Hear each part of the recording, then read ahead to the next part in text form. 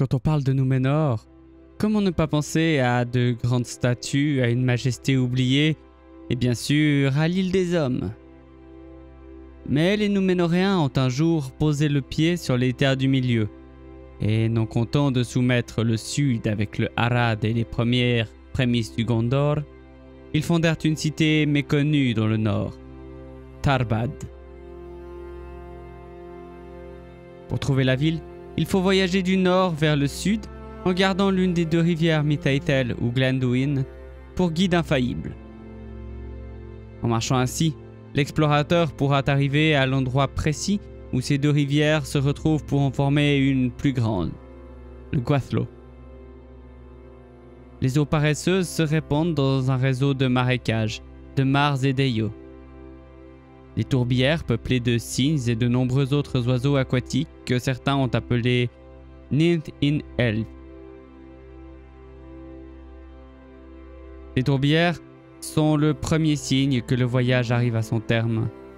Mais le spectacle sera différent pour un voyageur du deuxième ou du troisième âge. Voici ce qu'un érudit dirait de Tharbad au deuxième âge.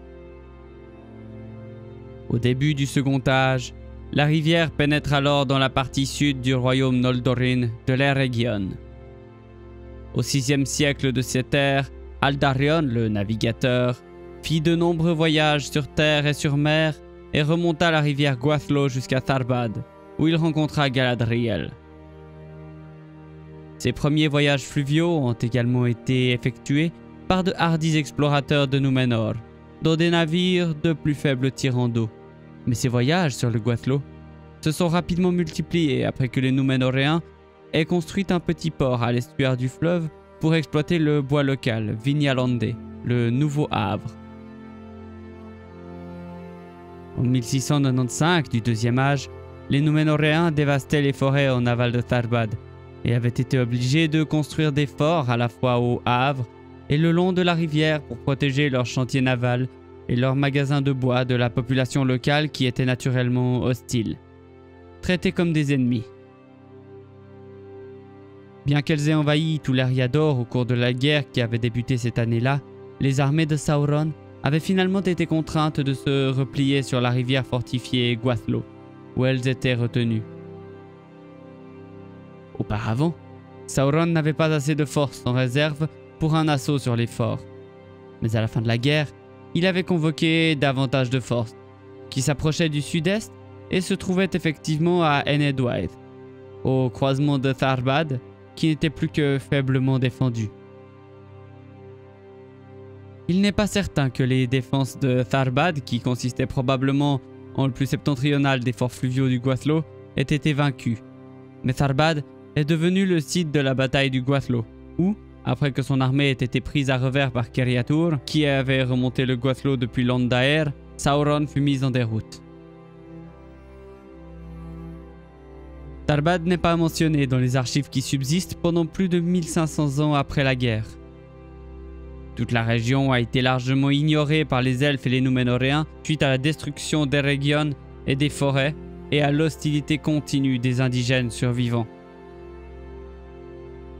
Le site du gué devint cependant très important après la fondation de Gondor et d'Arnor en 3320 du deuxième âge et connut un développement important. Dans les premiers temps des royaumes, la route la plus rapide pour aller de l'un à l'autre était de passer par la mer jusqu'à l'ancien port situé sur la tête de l'estuaire du Gwathlo, puis jusqu'au fort fluvial de Tharbad, et de là, par la route. Le gué fut approfondi pour accueillir les navires de mer et les vastes marais situés en amont furent largement drainés, jusqu'à ce qu'il ne reste plus qu'un marais beaucoup plus petit. Le nouveau port fluvial de Tharbad fut enjambé par un pont dont l'immense travail fut partagé par les royaumes du Nord et du Sud, et comprenait une ville et un havre fortifiés autour du grand pont. Ces fortifications autour de la ville ont été élevées sur de grands remblais des deux côtés de la rivière, et la grande route du Sud, qui avait été construite à la même époque pour relier les deux royaumes, passait sur le pont par de longues chaussées qui portaient la route de chaque côté à travers les marais. Voilà un récit issu du deuxième âge d'un érudit et de ce qu'un explorateur ou un voyageur aurait pu voir. Au troisième âge, cependant, la donne est différente car en voici l'histoire. Tarbad était la seule colonie des Númenóreans en Enedwaith, car la région au-delà de la ville fortifiée ne les concernait guère, à l'exception des patrouilles et de l'entretien de la grande route royale. À cette fin, une garnison considérable de soldats, de marins et d'ingénieurs fut maintenue jusqu'au XVIIe siècle du Troisième Âge. À partir d'environ 1150, on rapporte qu'une tribu de hobbits a migré vers les tourbières au-dessus de Tarbad et s'est répandue sur les terres le long de la chaussée au sud-est de la ville pendant plusieurs siècles. Mais ils sont partis vers 1630, parce que la terre et le climat d'Eriador, surtout à l'est, se dégradaient et devenaient hostiles.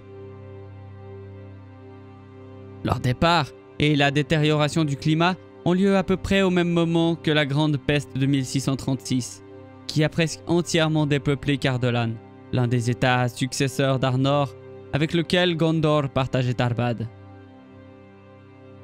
Les quelques Dúnedain survivants de Cardolan, y compris ceux de Tarbad, fuirent vers l'ouest en Arthedain. Le Gondor fut lui aussi dévasté, et dans les années qui suivirent la peste, le trafic sur la route de Tarbad aurait considérablement diminué car de nombreuses parties de l'Eriador étaient devenues désolées.